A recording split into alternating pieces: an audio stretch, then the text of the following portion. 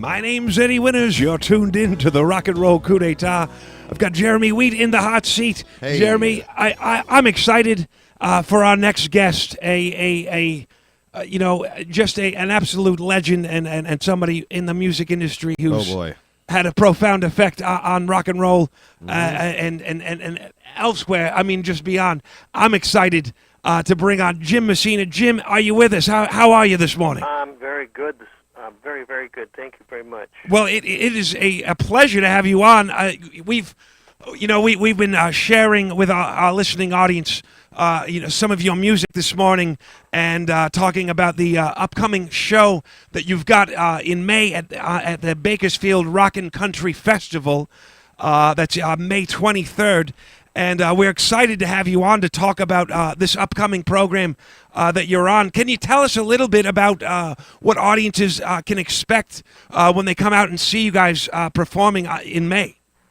Well, we have a limited time. I'm used to doing, an hour and a half to 2 hours, and we have just about 40, 45 minutes, depending on how things go there. So I've kind of selected some songs that I think are going to highlight anywhere from some of the Loggins and Messina stuff, obviously, but also some Buffalo Springfield tunes that I produced and have recorded.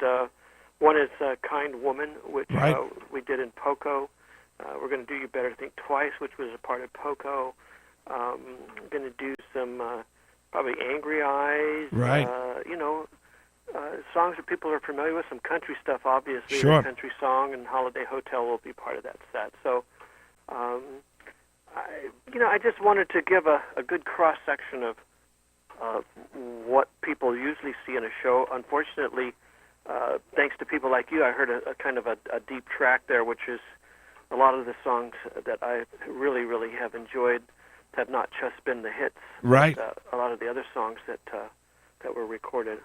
It's amazing because, I mean, obviously the career that you've had with in the bands that you've mentioned, obviously Poco and the Buffalo Springfield and the Loggins and Messina, there's a vast discography, a vast, lots of tracks coming from different directions. When you're on stage and you're gearing up for a show like this, when you think about arrangements for certain songs to keep things fresh, what's going through your mind when you're thinking about pulling a certain song from a certain era? You're looking at it, wanting to do it like the actual record, or you're thinking about new ways to approach these tracks? Well, that's always been a debate among artists, and I have a feeling. I teach something called the Songwriters Performance Workshop, and part of that workshop is to get people comfortable with what they create, where it comes from, but subsequent to which, when it's out and it's into the public and it becomes notable, successful, however you want to make that terminology, people feel those feelings and emotions from those lyrics and melodies and the energy that's there, and that's really what they're attracted to. So the big debate has always been, do we do the song the way we originally recorded it, or do we make it fresh? And I'm a great believer into keeping the arrangements and keeping the songs as close as they were when they were originally recorded, because that's what people remember, and that's what sort of hits the core and brings it out. Of course, it's never going to be exactly the same unless you're able to tour with the same band members, which is what I was able to do with Poco for a while, and what I certainly did with Loggins and Messina until the last year. So for me, it's not about keeping it fresh, right? And maybe because I don't do it day in and day out. So it's fresh to me when I step up to the plate. But I believe in keeping the arrangements familiar so people can go, wow, oh yeah, I remember that. Of course, I mean it's exciting, and you're always known for playing with great players, and and giving the audiences the money's worth, so to speak, with the professionalism and the just the dynamic on stage. And obviously you've had a huge part of your career has been on the production side of things. How do you balance the Jim Messina on stage and then obviously the Jim Messina that is the songwriter, the producer. Is there a conflict that happens internally before you go on stage, or is it easy for you to switch mindsets, or is it always staying with you when you're on stage? And that's a really, really fair and important question you ask. A lot of people find that difficult, but as you said, I select the musicians who I feel are best suited to do the best job that they can. People are going to show up and do their work. We've done our rehearsals. That stuff has been produced. We've gone over it. We've rehearsed it. We know what we're doing when we come to the stage. Right. That's when I can let it go. And I'm not the kind of guy that glares if somebody plays the wrong part or does that kind of thing. I get up there and I do my job. I'm just one spoke in the wheel, and the other spokes are there to keep the thing turning. Sure. So, we none of us ever have a perfect night. None of us ever sing perfectly in pitch. Perfection is something that is, I think, actually, if it's too perfect, I don't know if it's that comfortable to listen to. But there has to be some emotion and some moment. And sometimes I've got a frog in my throat. Sometimes I've got severe allergies, so my voice is not always going to be that perfect. So I have to be forgiving to myself and forgiving to my partners up there on stage. But when they show up, they know what they're supposed to be doing, and I consider them professionals, and I let that all go, and I do my job. It's amazing to hear that, because it's such a you're not putting too much of the pressure on yourself, obviously, because of the elements and the moment. And I think with that, you create a space that the audience can really kind of be a part of. And that's, that's a huge part of what you do. And changing topics a little bit, we talking about the production and I guess the perfectionism that can go in with that. You've worked with a lot of obviously huge musicians throughout your life, and got into production very early on as an engineer. I guess first, can we talk a little bit about your your time? I guess in Hollywood, say in the early '60s. I know that you were a part before you got into the studio. You were doing music such as like the surf music, and as a kid, how did that? How did that affect you in your course, I guess, going into Hollywood, going in as an engineer at Sunset Sound and going into these places? What was the spark for you getting into the surf music and the bands, kicking off your career? Well, I started out about 12, 13, actually, with my first band. It was called I think we were called Pendletons, and we played in Grand Terrace at the local Grand Terrace Country Club, which was mainly consist of rich folks and people from the Air Force Base, and I provided a great escape for them because they could drop their kids off at the pool, and I would entertain them for the evening while they went up and had their martinis and got blasted. Right. Wow. So it was. That was the day of surf music, and the Ventures, the Torquays, I love it. I love the Jesters. Those kinds of the Champs, and Right. so those were the songs that were popular, and so that's just kind of what I gravitated to, and I worked my way through high school, playing Saturday nights at the CYOs and the high school stomps, and Right. And then later on in San Bernardino and Riverside, different places. And somehow, some way, I got discovered by a guy who worked at KEZY. His name was Glenn, I'll remember, Glenn Edwards.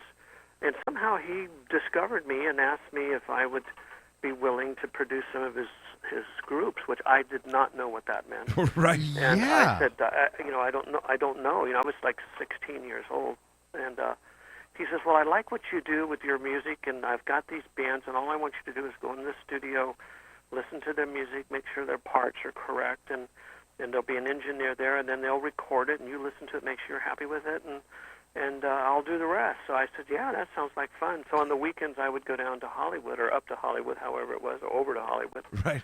I lived in San Bernardino, which was about an hour and a half, 2 hours away. So during high school, I apprenticed with this engineer, and also produced for this record label called Ibis Records. Well, by the time I graduated high school and I moved to Hollywood, the musicians were just so fabulous. I mean, I was being snuck into these clubs like the Red Velvet, playing with Rick and Ron, which is one of the groups that I produced. And right. the musicians were so unbelievably good. That's the time of the Beatles, and that was the time of, the Stones were big, Dylan was big, and then we had the Knickerbockers, which was a local LA group. They were just fantastic, and everybody sang great, and I just felt like a worm that just fell out of the apple. And, right. I just thought, well, I'm never going to be as successful as these folks are, but I do not want to move back to San Bernardino. That didn't seem like an option. Lucky thing you were wrong. I started apprenticing with Mike Durow, who was the engineer who engineered all those records with Ibis Records, and he kind of took me under his wing. And we starved to death for a while, but he would get me a job. He taught me how to wire, taught me how to align tape machines, taught me how to master. So I was able to feed myself in the recording industry and get different jobs. Audio Arts was one of those places where Jim Webb, who also went to high school with me a year ahead of me, had gone to and started to become famous as a songwriter. So, right. Wow. So I was making my way around Hollywood, working at Harmony Recorders, first as a dubbing engineer, and then moved into mastering, and then moved into mixing and second engineering. So I was feeling like I was going to be okay in life. Right. But it wasn't until I got to Sunset Sound and started engineering there, which, by the way, I just gave an award at the Charlie Awards this last Friday to Paul Camerata, who was the son of Tootie Camerata, wow, who actually owns Sunset Sound. He started it in 1962. He was the music director for Walt Disney, did all of the early Walt Disney films. Wow. And right. 4 years later gave me a job as the second engineer that they ever hired. The first was Bruce Botnick. Wow.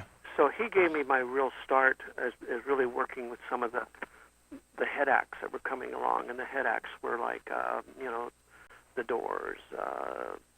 You had another act that was Sergio Mendes right. recorded there. A&M Records, Herbie Albert recorded there. Lee Michaels recorded there. I recorded the Lee Michaels record, his first album. Great record. So I was amongst a lot of interesting people. Tommy LaPuma, who was also doing more jazz and that kind of stuff. And it was there that I met the Buffalo Springfield. Right. And so that was my first real connection with a group that I like their music, because as an engineer you can record a lot of different people, but it doesn't mean that you necessarily like what they're doing, but that's your job, so you make them sound the best that you can. Mm-hmm. But I liked the Buffalo Springfield. I didn't know who they were. I'd heard Bluebird on the radio before I had ever even met them or was familiar with who they were, and I remember liking the song. And so when I came into the studio and was listening to some of the stuff that they had done, that was one of the songs, and I went, wow, I like that song. So I think as a professional working with professionals, to personally like something is always wonderful. Right. While I was at that studio, I met David Crosby for the first time, and I didn't know who he was either. You have to understand that once you get into the into the business of music and you're a tech, your life is pretty much inside, and it starts somewhere around 10 in the morning, and you don't get home till 2, 3, 4 in the morning, and right. And that's your life. And so David Crosby, even though yes, he was in the Byrds and was sort of a mentor of Buffalo Springfield in that period of time, I didn't know who he was. I thought he was Bing Crosby's son. And when they announced, you're going to be working with David Crosby, and I thought, oh, that's nice, Bing Crosby's son. That's cool. right. You can be forgiven, Jim. They all got bigger later. Right. Yeah. And So, he was coming in to actually work with a writer, an artist that he was working or producing. And so we started working in the studio, and it was a female, a singer-songwriter, and she was just unbelievable. And I remember turning out the lights and listening to her sing her songs, and it was quite unique and different from anything I've ever heard, especially in the folk music era. Right. And when we got done doing the session, I said, "Who should I put down here as the producer?" And he says, "Well, you can put me, David Crosby." And I wrote David Crosby, and I said, "And who's the artist?" And he says, "Well, this is Joni Mitchell." And I said, "Okay, Joni Mitchell." I wrote it down.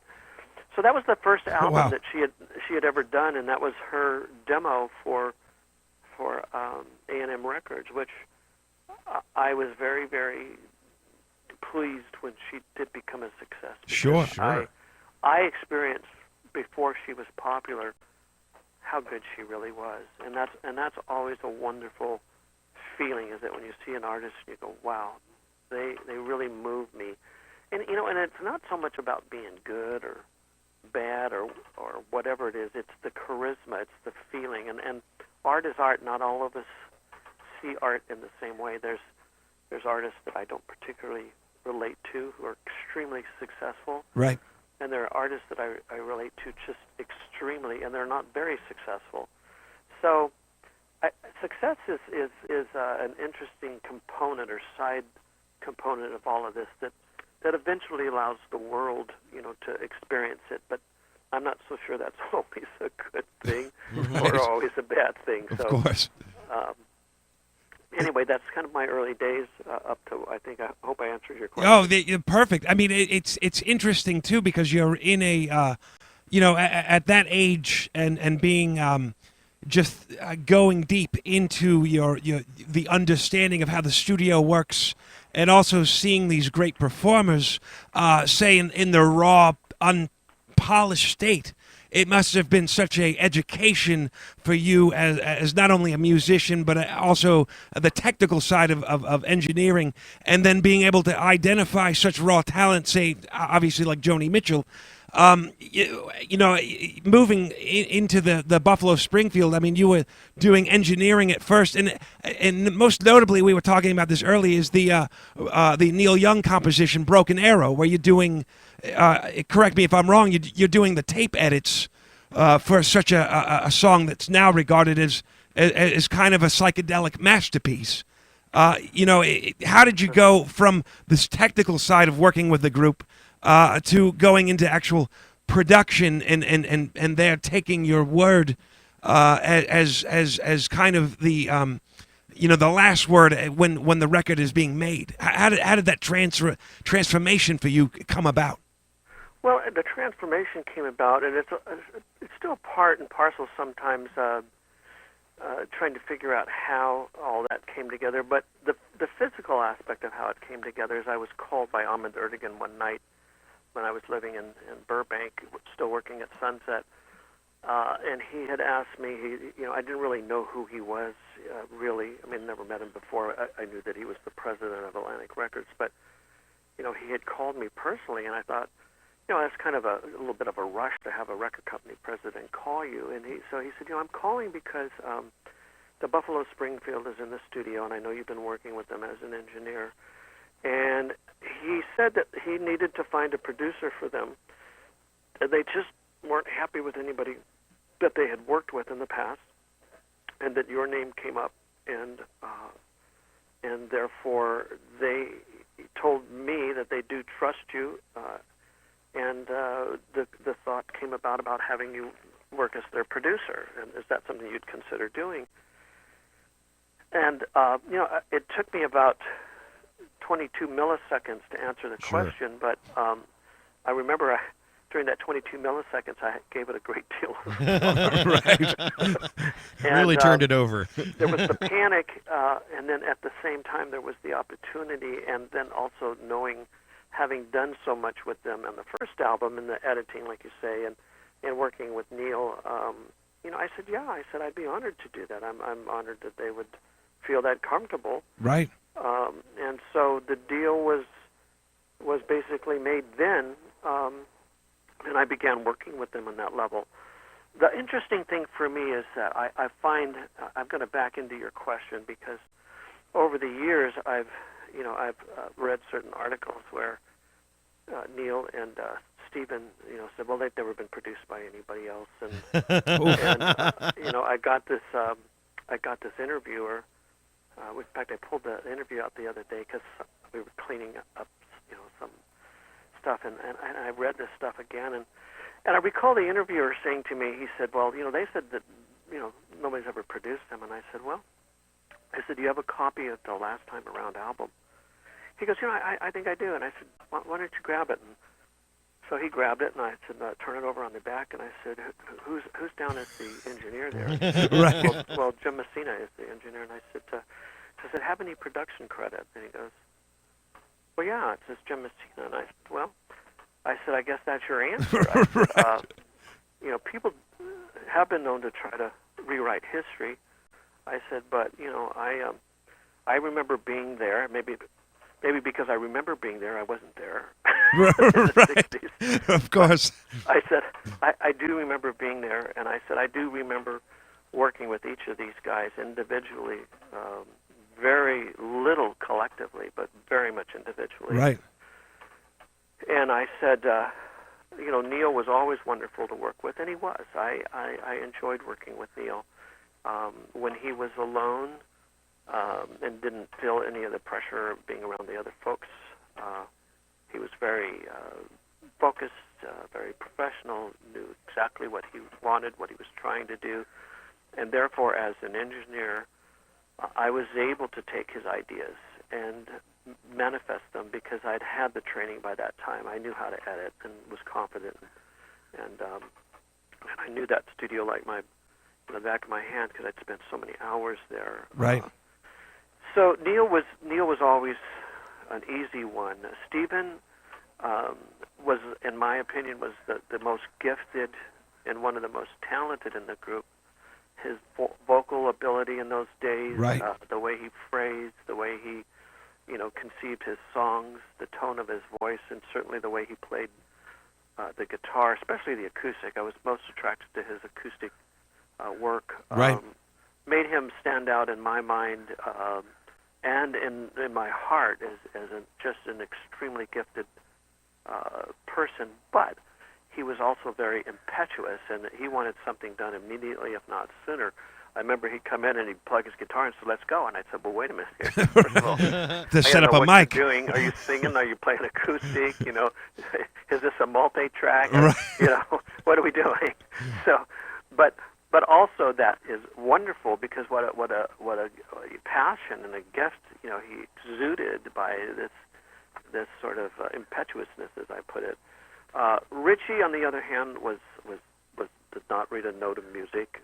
He played acoustic guitar and he wrote his tunes, and he needed a lot more help and a lot more support. Right. In that situation, I had to either write his charts or hire somebody to do his charts, hire the musicians. In fact, I used some of Leon Russell's players. Jimmy Karstein, I believe, played drums. Wow. And Carl Riedel, I think his name was, came in and did some drum work. And so Richie was a lot more effort. The creating of that last album was very difficult because Neil had quit a couple times, and when you don't have somebody who's present and somebody's working against you, it makes it very difficult, to get the job done. Sure. But my job was to finish that record. I made a promise to Ahmed and to Atlantic Records, and I made a commitment to each one of those guys individually and collectively that album would get done, and it was going to get done, hell or high water. Right. So in the end, I'm not so sure how proud each of them were of the works, but when I look back at it, I know now why I was there. I was there because Ahmed needed somebody to make sure that album got done in case anyone decided to quit. That always brings down everyone else, and so Sure. I was able to work with them individually and encourage them to complete their work and encourage them to finish this record, and maybe Neil will come back, and if he does, then the record's done, and if he doesn't, then there's one or two songs that need to be filled in, and maybe you guys got an extra song, and that always perks some ears up, right? Sure, Yeah. right. So it got done, and I'm very proud of it. It was just a very difficult job to get done Sure. because of the way they recorded, which was always overdubbing, very seldom in the studio making records As a band. Yeah. as a band. Right. So once, Poco got in, there was a little bit of that started off in the first record, but I'm just going to jump ahead just for a moment Sure. to give you an example. Now you take all of the L&M recordings. We recorded all of this stuff live in the studio with the drums, with the horns, everybody tracking. Those albums were done in 3 weeks. Wow. Because tracking a week, overdubs a week, and mixing a week. So in the body of work that could be rehearsed in advance was so different than with Buffalo Springfield, and sometimes it's you get people that are creative or stolid in their beliefs or creative, and you get all that together. Sometimes it's hard for those people to work with one another. Right. And creatively, I think people get selfish sometimes. That they become focused on themselves. And going back to what you said to me in the beginning, I learned a lot from that. That's why I can say, once I'm rehearsed and we've done our job, I hire the people who I can trust to get up there, and then I let it go, because I don't want to be controlling. I mean, I think an artist that is controlling everything all the time is going to lose out on the beautiful spontaneity. Right. And Right. the professionalism of what these people bring as players. And that's why when I'm performing, I give the space to have these guys have their own moment on stage, to do their own solos, to approach it the way they want to, because I want them to excel.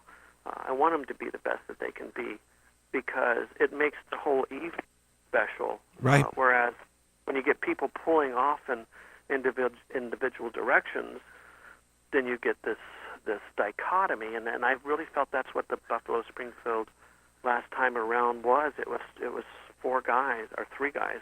Well, 4, you got to count Dewey, because he certainly was trying to contribute too. Right. But you get 4 different directions, as opposed to many directions in music with everybody working together. Instead of diversification, you get different directions.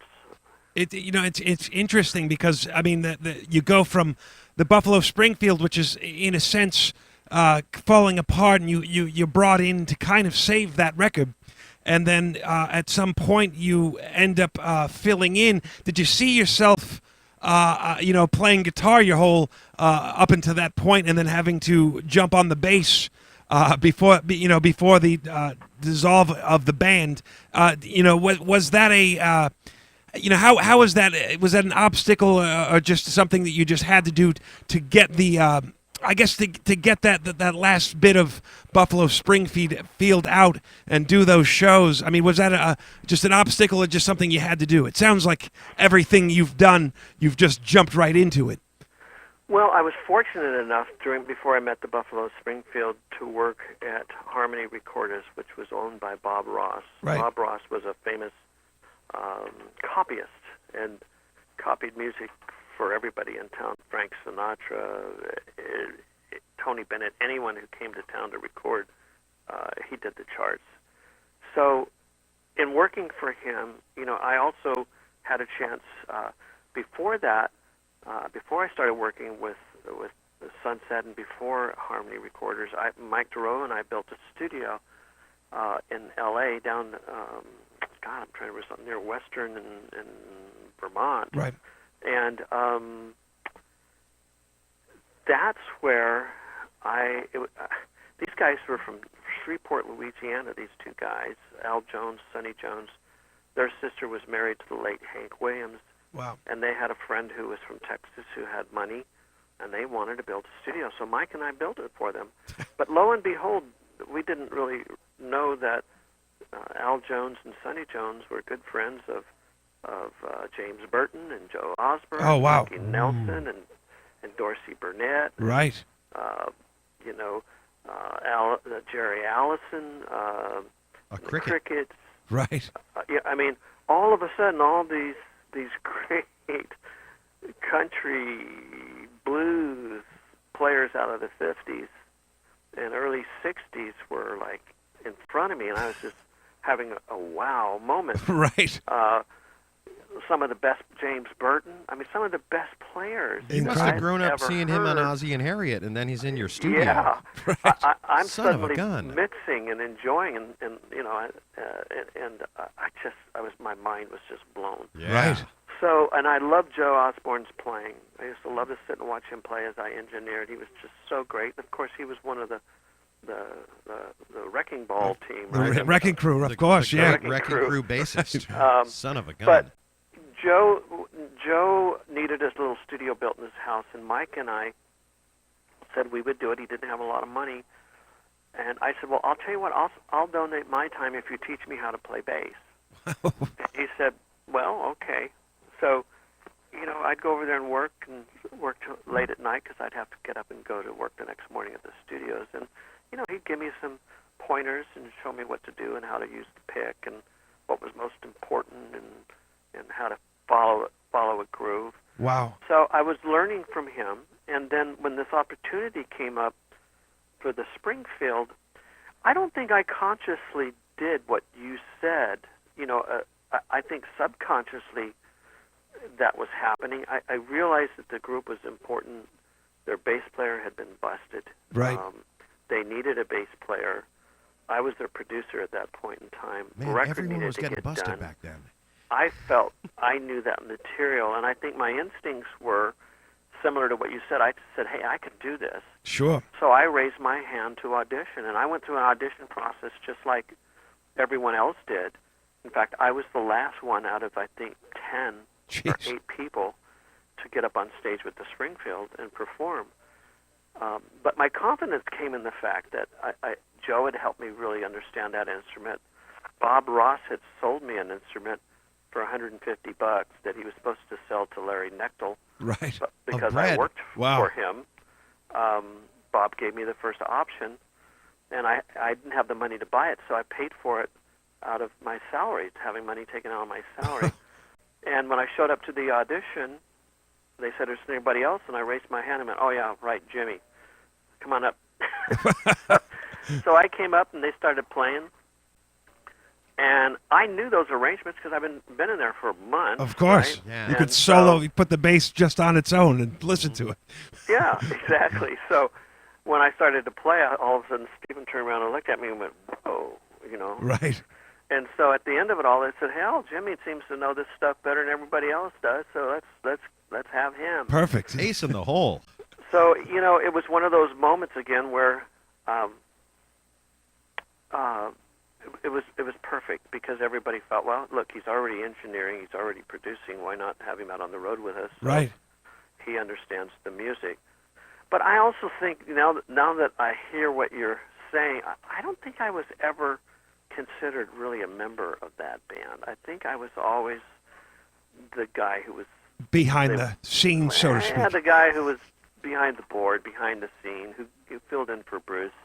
And I don't think they ever really accepted me as one of the guys. And that's okay, Right. Because you know, we all don't get accepted as one of the brothers, but I was fulfilled in the sense that I got my work done. I did the best job I could, getting that album done, Right. keeping them together, and finishing the project. Exactly. So, Seeing the end of it and going the full distance that it could go. I mean, it's just extraordinary. I mean, and out of that comes obviously Poco and the formation of that.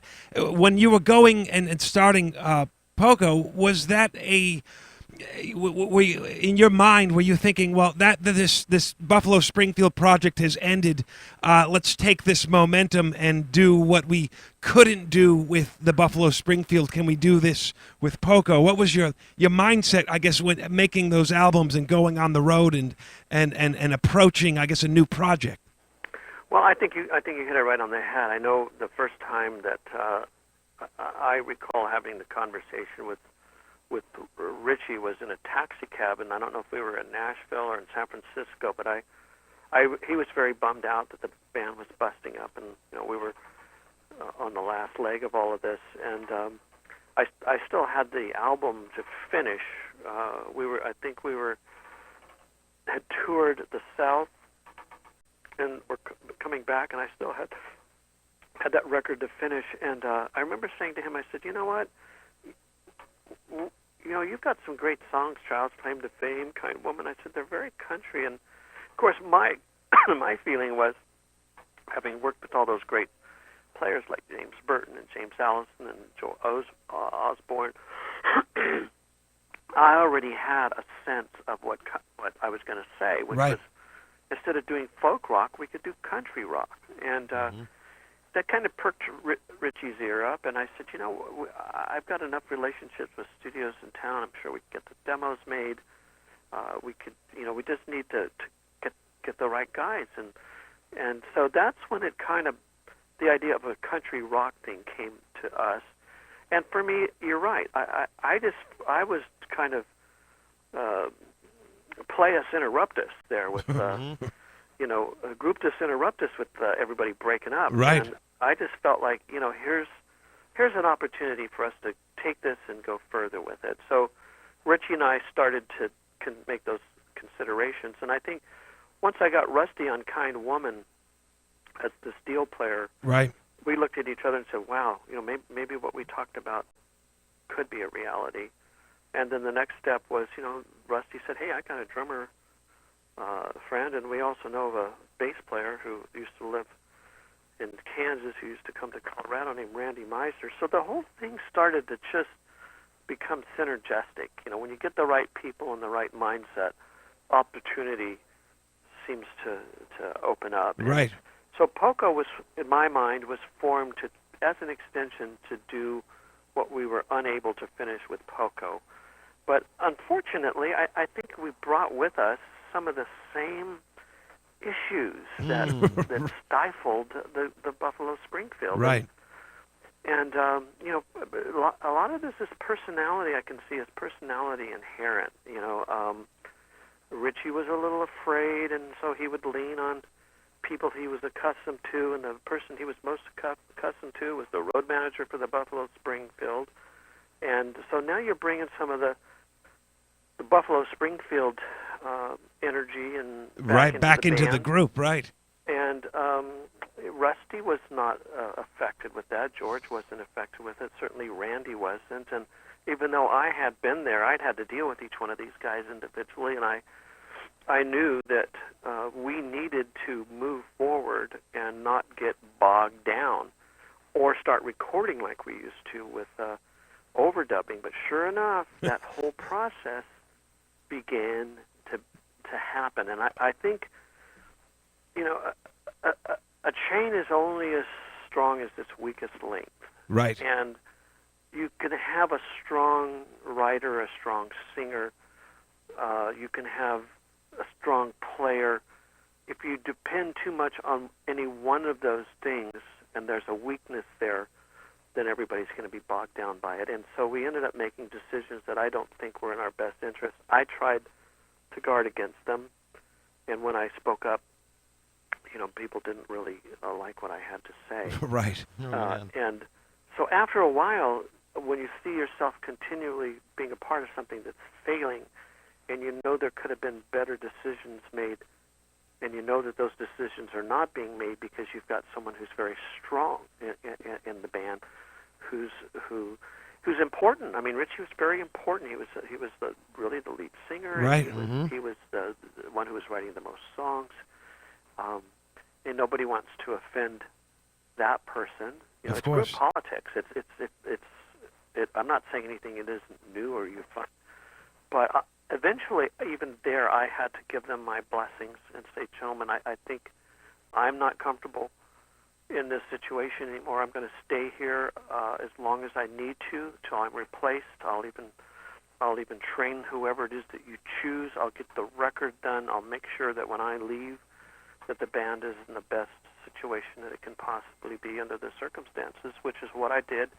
which is what I agreed to do with Clive Davis when I informed him that I was leaving, that I would finish that record, I would promote it, and I would make sure that there was a person trained that both the group and the record company was comfortable with. Wow. And when they brought in Paul Cotton, actually Cotton roomed with me for a couple of weeks on the road, at least. We stayed in the same room, and I'd show him parts and show him how I played it. We actually became good friends, and we're still very good friends to this day. The person who replaced me, you'd normally think, well, the hell with him. But Right. he was a sweetheart. He still is, and so I left. I felt on the best terms that I possibly could be to go off, and I actually was just tired of being in a group. Yeah. I just didn't like the politics of it. I didn't like the fact that people just can't get along, and it's a business. You've got to treat it like a business. You've got to rehearse at $20 an hour, Right. as opposed to rehearsing in the studio at $300 an hour. Right. Yeah. Simple little things like that. Just rehearsing. The idea of rehearsing for some people is, oh my God, that stifles my creativeness. I gotta go into the studio, man, and do it there, and take a little whiff of something so I'm, in the mood. Right. And that's killed, more artist careers than you can possibly I imagine. can imagine. I mean, just the, Yeah. the studio time just that it costs. They're to not experiment. prepared. They're not Well, any good just imagine live. what it would be like to show up in your studio to do an interview, and you guys go out and each do a bottle of Jack Daniels Right. to get prepared. Right now, you're in the studio, You said if. and you're dealing with an interview. Where do you think that interview's going to go? Oh, it's not gonna get aired. That's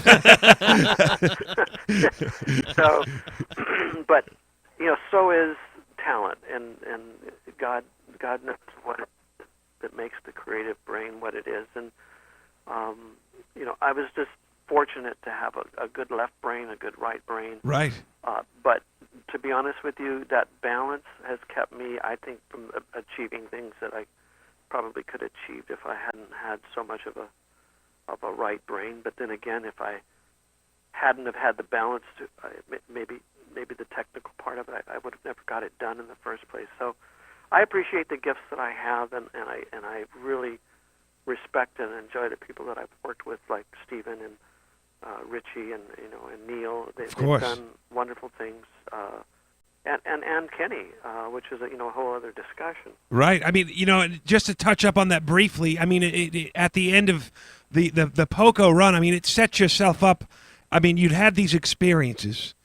You'd worked with a lot of guys in the band dynamic, and then along comes Kenny Loggins, who is this, a ball of energy, filled with talent, and you'd had the eyes to recognize that, and of course the production side of it, and then at some point the decision is made to work directly with Kenny in a duo scenario, and of course becoming, as we know, one of the biggest popular duos of the 70s. I mean, if we can briefly touch upon just that spark that you had when you saw Kenny for the first time and knew that you're going to be working with him, what was that feeling like of just, again, I mean, being, and also seeing yourself back on the road, right after the Poco band? What was that scenario of coming up on Kenny and realizing that talent and knowing that you're going to be working with him? Well, I first was introduced to Kenny. He was supposed to meet me and bring a tape of his recording so I could hear. But when he showed up, he came to dinner. My wife and I had him over for dinner. We lived in Hollywood and above Franklin. And when he showed up, he came in. Hey, I'm Kenny Loggins. Nice to meet you. Come on in, sit down. And we chatted. And I said, so got something to play? And he goes, actually, I don't. And I said, your brother had said you had a tape. He said, yeah, I don't know what happened to that tape. It's not around. And I said, well, well, how about, did you bring a guitar? He said, well, I don't really own one. Wow. I said, really? I said, okay. And at that Does he have the right house? Do you have the right house? At that moment, I just had this feeling like, oh shucks, what am I getting involved with here? And Right. So I made a promise to Kenny's brother and Don Ellis at the time, who worked at Discount Records, that I would meet with them because they were the ones that approached me in the summertime when I was still on tour with. So I said, okay, how about this? I had a Sony recorder there, a stereo, and I had a couple of mics. And I said, how about this? I said, I got a couple of acoustics here. What do you want, a catgut? You want a regular steel string? What do you? Oh, I'll take the catgut. So I said, why don't you just record, the songs that you think would make an important record? And I figured, hell, if he can do this, Right, right. Yeah. I mean, this is a tough situation. So he sat down and he recorded. I think we recorded 8 songs, 10 songs, something like that. Wow. So I just kept him going. Okay, what's the next one? What's the next one? And in that group of songs, he recorded Danny's song. He Right. recorded House at the Corner. Wow. A couple of songs that we never did do, which I like. I think the Hebla might even have been a part of that Wow. one. And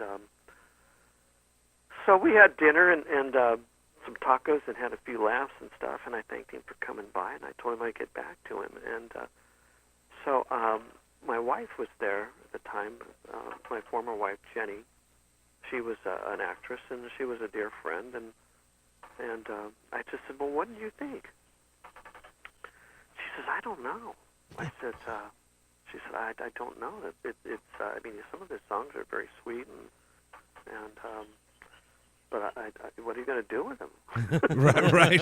And I said, that's a good question. I said, because he's got a lot of folk songs here, and hell, we're moving into rock and roll. I mean, Right. we just got out of Poco, and Poco, we had a lot of energy in that band, and I wasn't sure, and so I thought about it, and so we got together a couple more times, and but there was something in his voice that made me realize that he had the ability, he had the power, he didn't have the songs quite yet, Right. that he needed. So I took the songs that I thought would not be a problem for him, the more folky acoustic stuff, like Danny's song. And I started working with him on House at Pooh Corner. That had been originally recorded by the Nitty Gritty Dirt Band, and it was more of an up-tempo pop tune, which to me was like standing on 2 different plates Sure. on the earth, one moving one direction and one moving the other. It just didn't connect with me. And I remember an arrangement that I had heard the Rolling Stones do called My Sweet Lady Jane. And I'd always liked that kind of Baroque style because Right. it was out of the folk days, but yet it had something to it that made it more modern. And I thought, what if I took that approach to that song? So I started working with him with that as an approach, and the song started to take on the dimension that They now have. that it needed, something that had fantasy and reality to it, because the lyrics were really wanting to say that, and Right. it wasn't in the arrangements before. So, which is how I still approach music. I look at the psychology of the song. What is it saying? What kind of mood is it? And it's almost like putting a soundtrack to a lyric, and how to do that and make it function. So that started to turn me on, and as we started to work more and more together, to be honest with you, I just liked him as a person. He had a real up-tempo, positive way about things. He wasn't afraid to try stuff. Like Richie was pretty stolid and only did what he wanted to Right. do. He's a Taurus, right? Right. And Kenny's a Capricorn.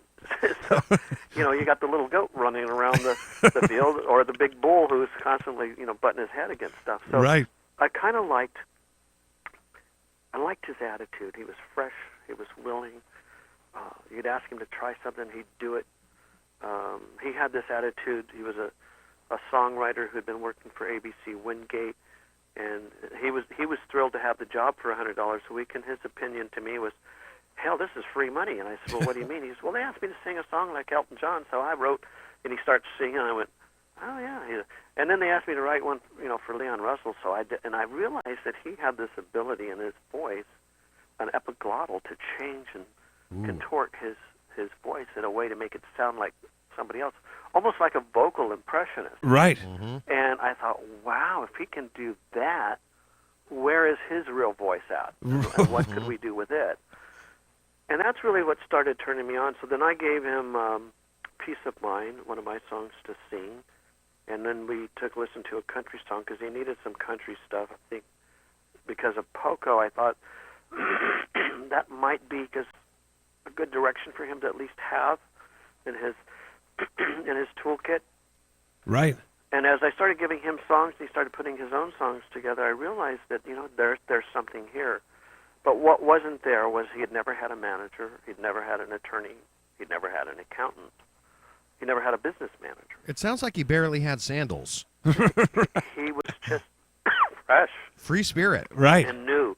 And that scared the living daylights out of me, too, because I knew how difficult it was going to be to try and get, him recorded. Once we have a record deal, if you've got nothing in place to follow through, those kind of records usually get released.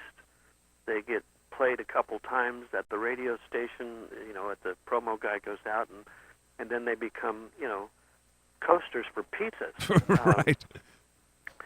So that meant another level that I was going to have to try and help him get established in, which, again, I wasn't afraid of it, but it just was a lot of work.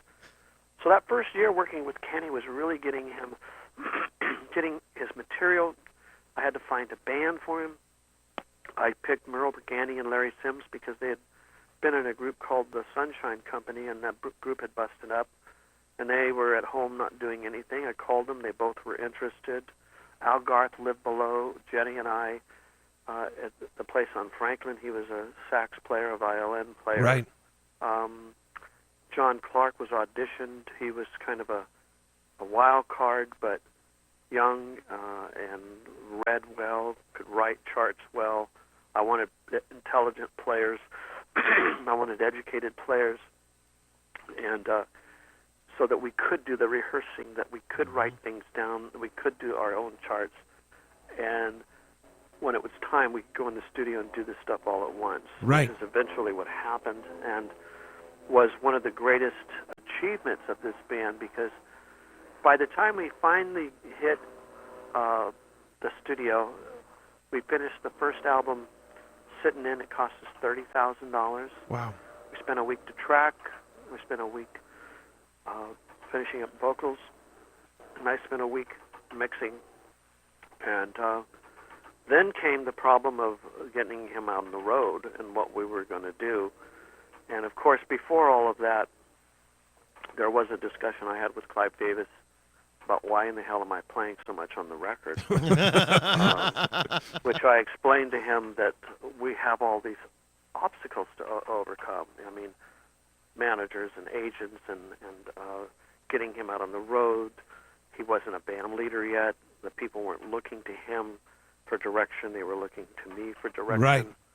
And I said, I feel if I'm a part of this record, and kind of like in the old jazz days where you'd have somebody sitting in,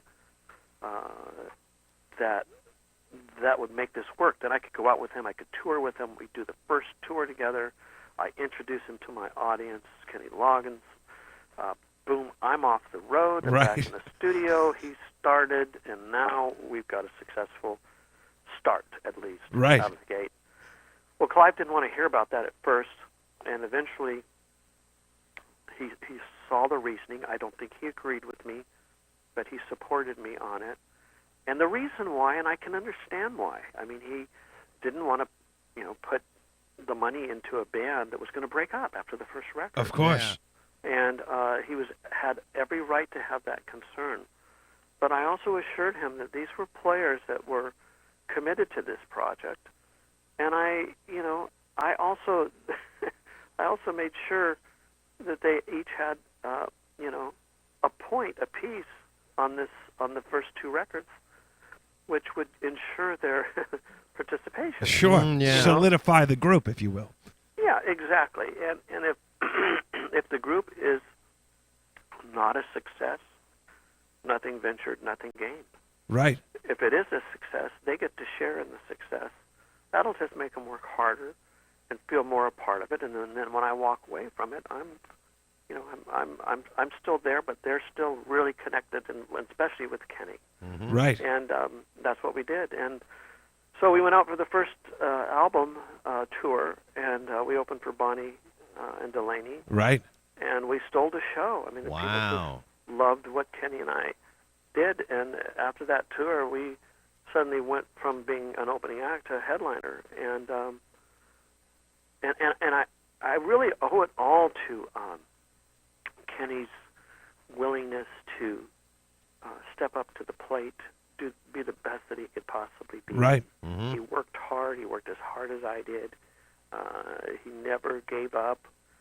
The band members were, as much as they probably thought I was a little Hitler for making them rehearse so much. Right. I think they eventually realized that when they did go in and they did know what they were doing, even though I'd take 2 or 3 takes, they probably thought the first one was fine.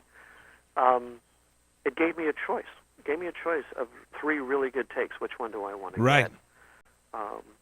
Instead of spending 3 days on one song, we spent, an hour on 3 songs. And it gave us the ability to have choices. And it gave them the ability, because it was successful, that we didn't know, or I couldn't plan, but because we were successful, it gave them an opportunity to earn some income off of it, because there weren't a lot of recording costs to have to recoup. Sure. Mm-hmm.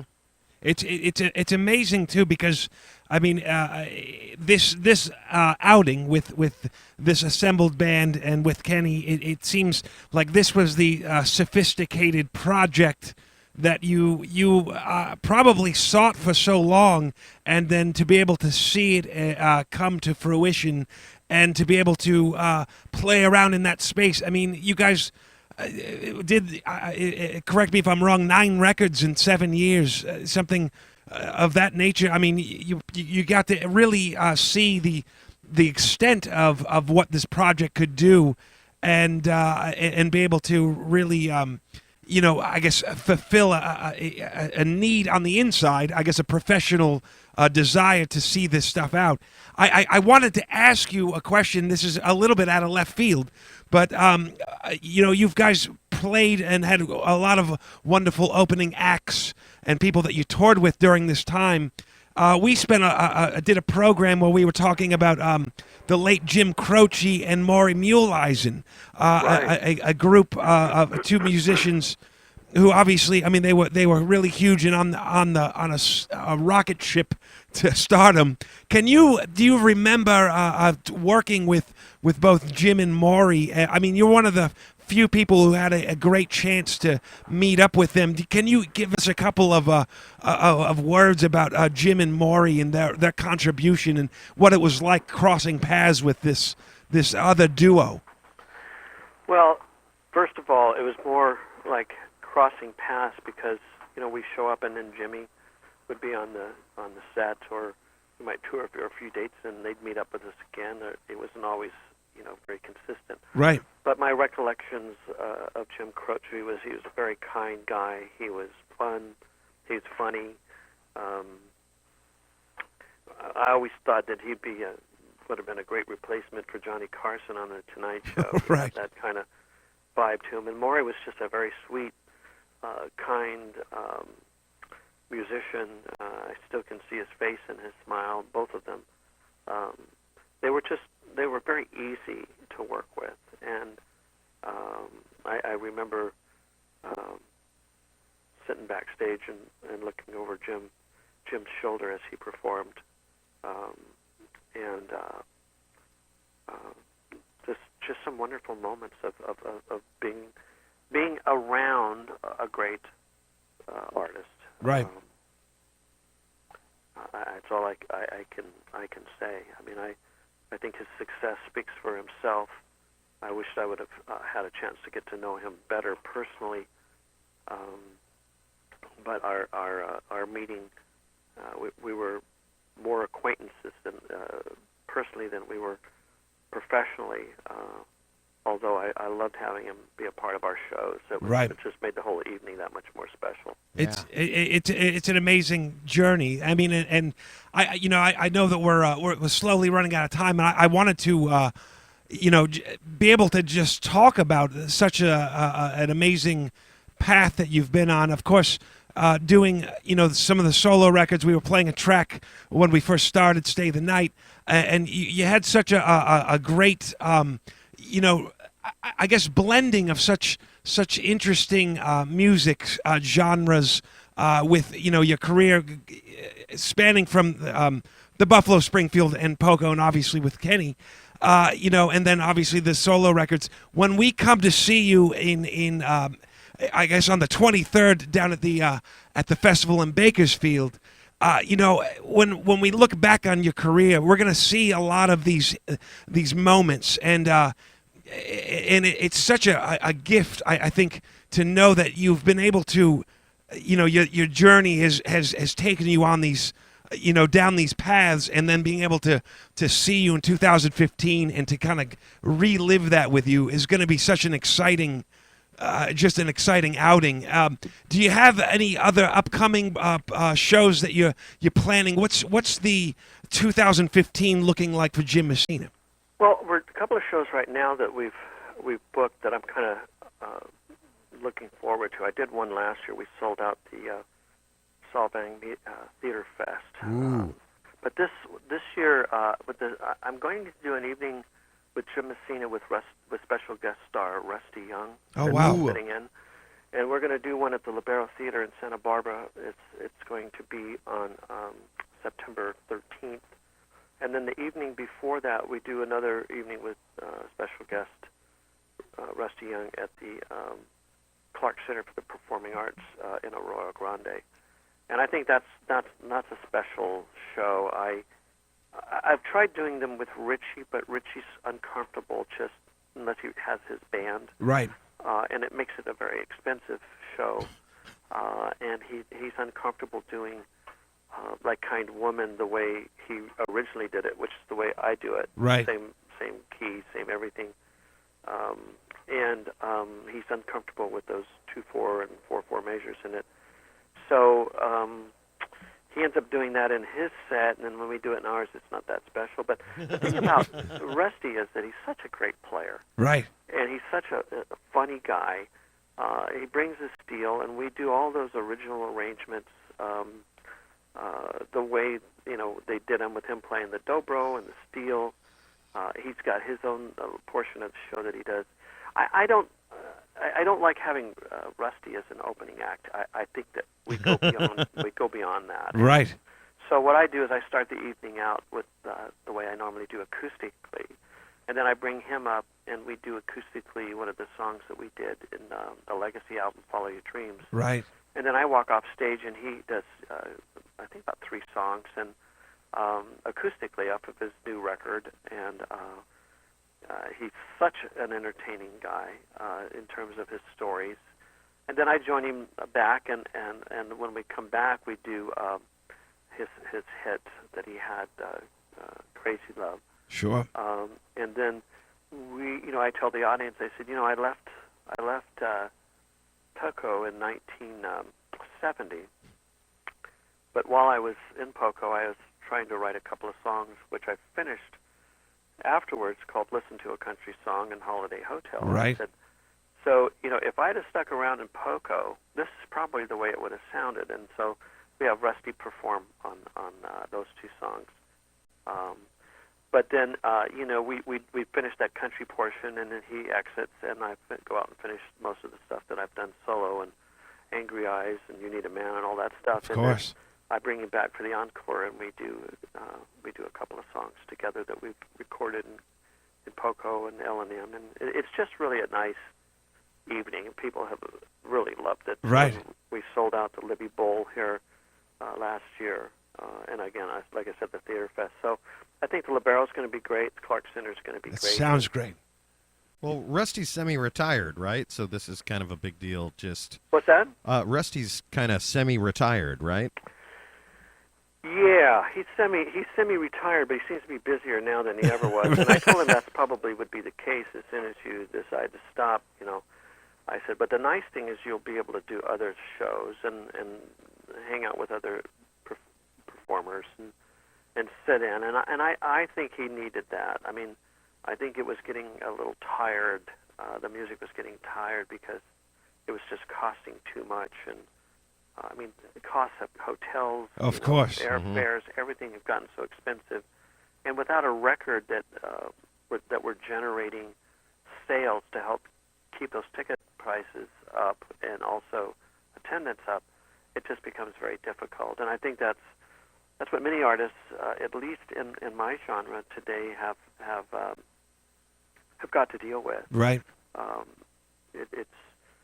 It's folks like you who can keep the word out there and keep the music out there that will help to get the people in the theaters wanting to see it. So with that, I'd like to say thank you so much for having me on your show, and hopefully it will see one or both of you at the Theater Fest. We would love that. Jim, it has been an absolute pleasure of ours to have you on the program and to share your history and also just to talk about this music and give great insights on the times and just what went into creating such a great music. I mean, And Jim, I would be lying if I I'm said honored to do it, and like I said, I've enjoyed working with everybody, from Neil to Stephen to Dewey to Richie and Kenny, and we've all made some great music together, and I'll see you guys on was it May 23rd? Huh? May 23rd down in Bakersfield. And Have a good one. You got it. And by the way, your website, if jimmessina.com, for all those that are listening, and we can get some updates on that. I appreciate it, Jim. Thank you so much for joining us. Thanks, Jim. Eddie. Appreciate it. You got it. Have a good one. Bye-bye. Man, Jim Messina, stayed out of his way. absolute legend.